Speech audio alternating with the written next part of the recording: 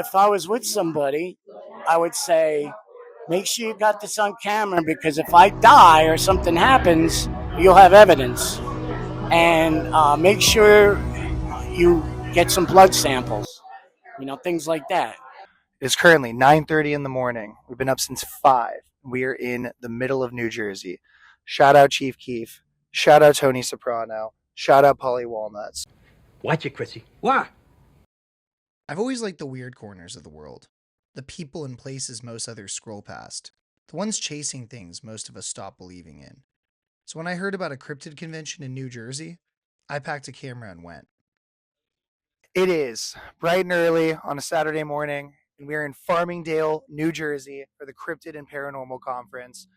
We will be talking to Michael O'Connor, who is the guy for all things Bigfoot. He's been on a bunch of expeditions, talks a lot about UFOs as well, expert in this field. We'll be doing a deep dive into the community here. I find this stuff really interesting, this fringe community who meets out in what looks to be a pretty small town. And what attracts people to this event?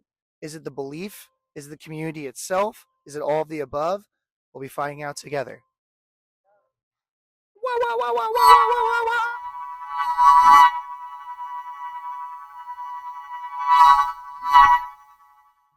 Let's make one thing clear. This isn't about science, evidence, or anything of the like. And it's not really about cryptids either. I came here to meet the people behind it all and try to understand why they're drawn to this world in the first place. That didn't exactly go as planned. I was doing a meditation and I was able to visualize myself as a dragon. Wow. And as if I was seeing through that eye and looking out like over flying. A landscape. Yes. Yeah. And it was really a wild experience. Upon arriving, we bumped into Timothy, a former security guard turned aerospace engineer turned opal salesman. Timothy quickly gave us a sense of what this community was really like. Unconventional, yet completely sincere. What was being a dragon like in that moment? It was wild because I felt at the same time I was very free, but I was responsible for the land that was below me.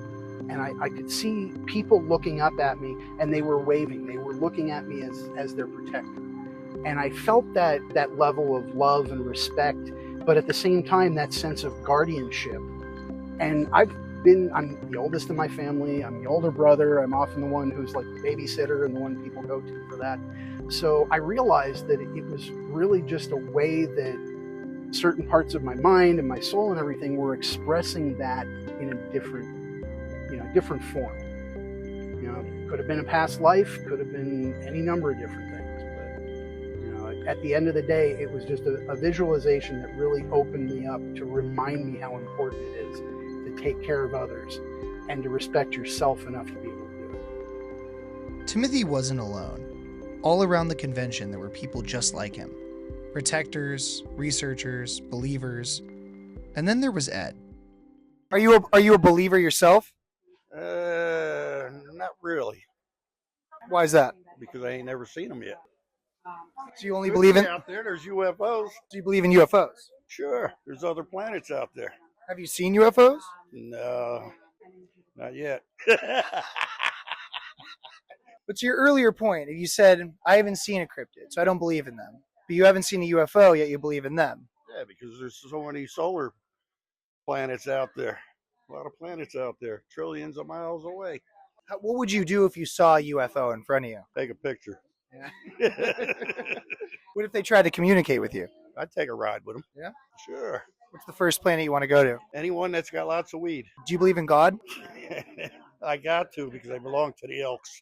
Well, the Elks does for the veterans, finds them houses for the homeless. We do special needs, children's fundraisers. We send them to Camp Moore. It's noble. And we have a lot of other events, motorcycle rides for fundraisers. You a biker? No, Are you a veteran? no, What attracted you to the Elks? the cheap beer.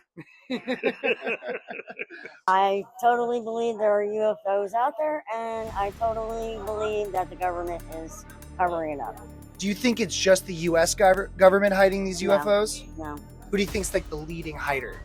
I would probably, The whole world. I would say, yeah, probably U.S., but the whole world's got to have them, So to play devil's advocate here, If Russia and China were to have access to these, my gut instinct would be they'd be used militarily. Why haven't we seen that if that's the case? As far as terrorism goes, it's coming. Just look at all those drones we had not long ago. Yeah. Nobody would say a word. The government wouldn't say anything. You know, it was all top secret, hush hush. Just like that white balloon that was flying over the whole country, Alaska all the way to here, and then they finally shot it over the water when they should have shot it when it came over the water from Alaska. Yeah. Taking pictures of all our stuff in our country. The water, all these different places. Do you think that's related to UFOs? I have a feeling it has something to do with space stations up there. You know, now, especially now, you're hearing more and more about UFO sightings, and you know, but it's been going back how many years? I mean, you've heard this for years and years and years that there's UFOs out there. Except for the hoax in 1968. Grover's Mills. Which one? Grover's Mills. Was it a hoax? It was a hoax. They had it on the radio, and everybody thought it was serious. Oh, Balloon Boy, is that the one? No, it was something about a UFO or something. Martians landing in Grover's Mills. Oh boy. Yeah. So, but it turned out to be a big hoax from the radio station. You mentioned earlier this concept of UFO-oriented terrorism. What do you think that would look like? World War III, if it ever happened. Like they're shooting lasers down? They're shooting lasers down. They could be releasing gas in the air. Who knows? You know, anything's possible. You don't know what how far advanced they are from what we are. So you really don't know what they're going to do to attack us. And with the space stations, you mentioned maybe a connection.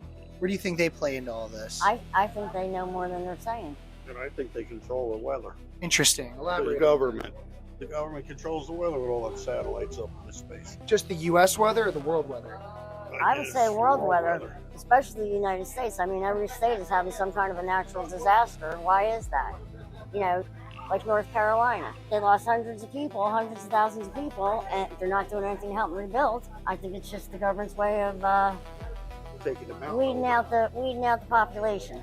And who is it in this government? Do you think it's like the president, for example? I would say it's whoever controls, has access and controls with, the satellites and stuff like that. The president, he might know about it, but I say it's more like the scientists that have more info than what they're sharing. And why do you think these scientists are doing that? Stop mass hysteria. So that's my opinion. Ancient history, you hear a lot of theories around the pyramids, things like that. The aliens built them. What do you believe? I don't believe the aliens brought the pyramids. The Egyptians. That was totally the Egyptian culture, building them for homes, for tombs. I don't think the aliens or government had anything to do with that. That was strictly their own, neighborhood. Egyptian people did yes. it. Yeah. Do you believe the biblical story of it, where the Jews built the pyramids? No, I don't believe that.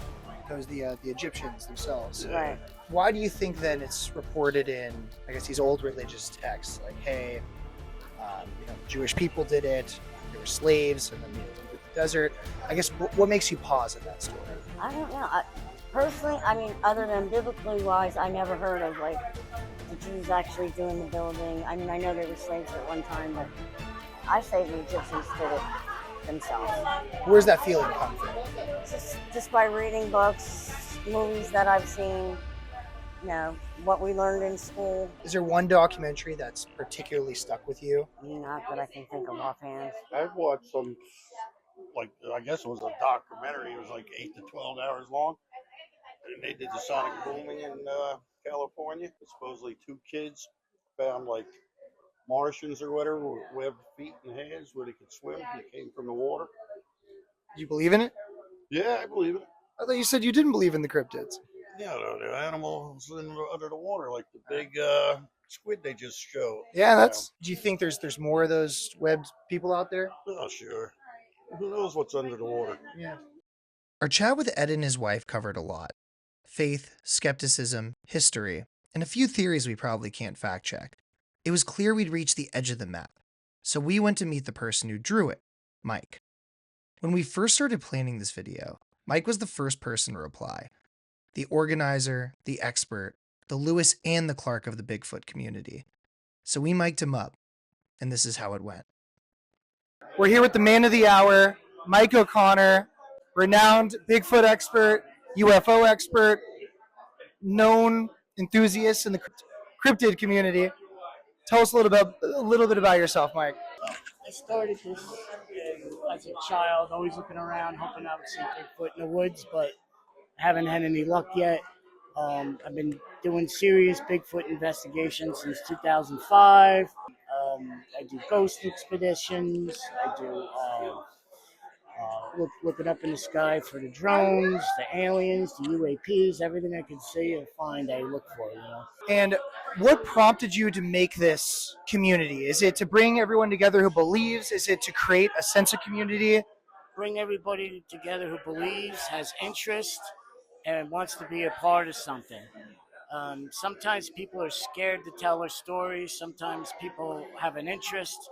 Some people don't believe, but there's a part of them that find it interesting and change their minds after a year. Sometimes, like, I know people that don't believe in nothing, see Bigfoot, see a ghost, and all of a sudden they're like, I want to be an investigator because it sparked their interest so much.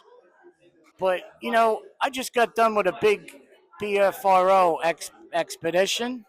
And Can you explain that to the members at home? The BFRO expeditions, and now BFRO stands for Bigfoot Research Association, okay?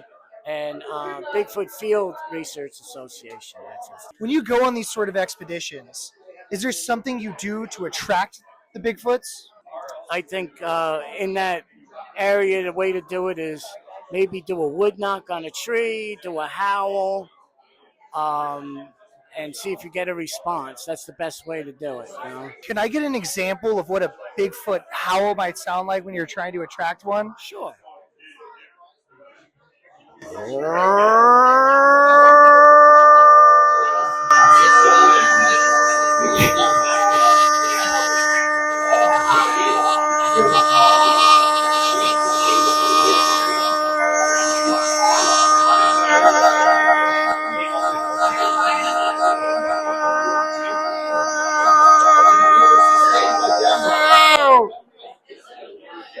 So, have you ever seen a Bigfoot live in person? I haven't seen a Bigfoot, but I did hear howls that definitely weren't coyotes, and I hear coyotes all the time.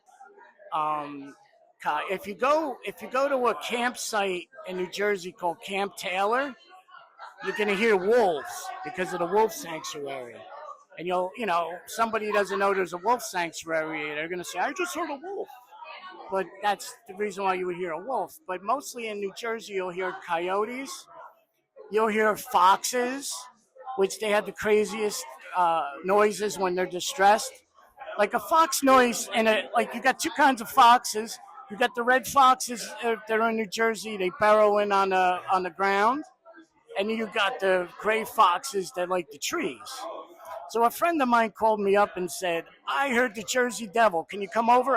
Come on, Mike, I'm scared. Check it out. I heard the Jersey Devil. And I said to him, well, I don't think it's the Jersey Devil. I think it's a fox. He goes, no, man, it was in a tree. I've heard foxes make noises like, you got noise like that, like freaky. And you hear that in the tree, you panic. What the hell was that? People get scared. Yeah. All that shit. Then you got the barred owls. They go,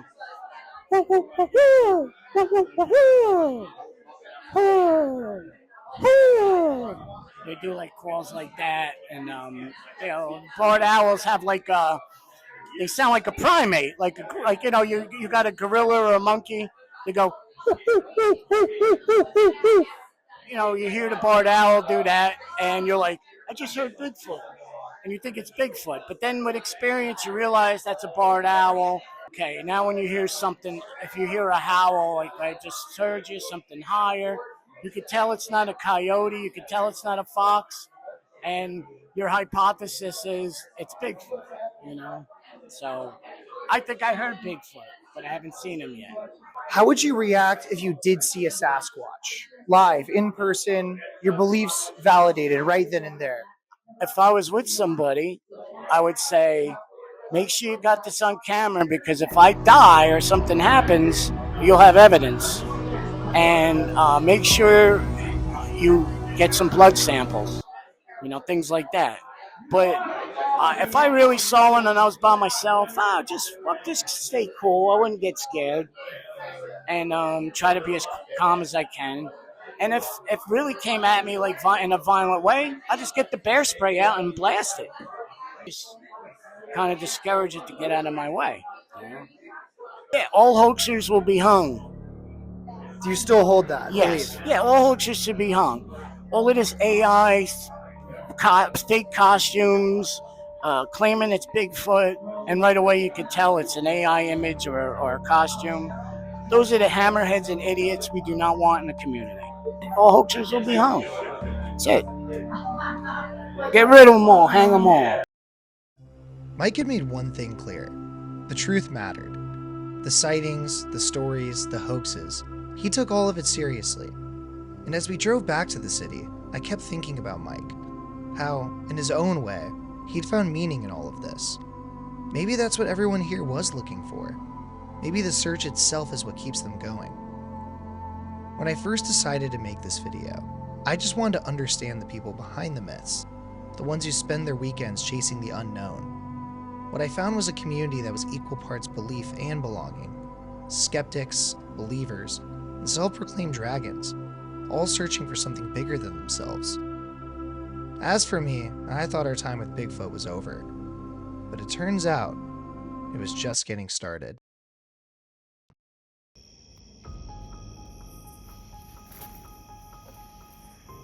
Is this okay on light?